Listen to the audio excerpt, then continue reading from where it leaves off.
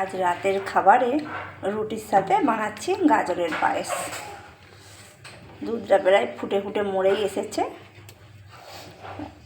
আর একটু বাকি রয়েছে।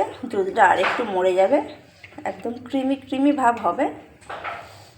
গাজরটাকে আগে থেকে ঘিতে রোস্ট করে নিয়েছিলাম, তারপরে দুধটা ঢেলে দিয়েছি।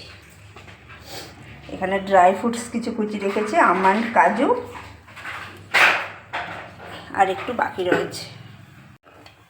এবারে ড্রাই ফ্রুটসগুলো কুচিয়ে রেখেছিলাম দিয়ে দিলাম, আমন্ড আর কাজু।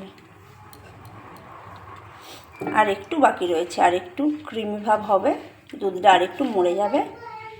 1.5 লিটার দুধ দিয়েছিলাম, ফুটে ফুটে মরে গিয়ে এখন এইটা এসে ঠেকেছে, আর একটু বাকি রয়েছে।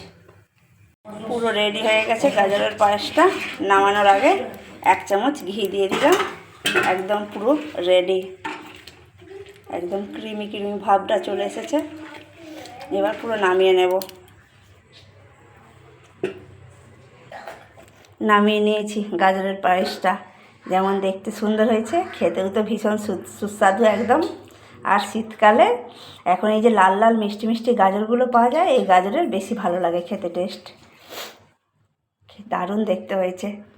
আপনারাও একবার বানিয়ে খাবেন, একবার দারুণ টেস্ট হয়।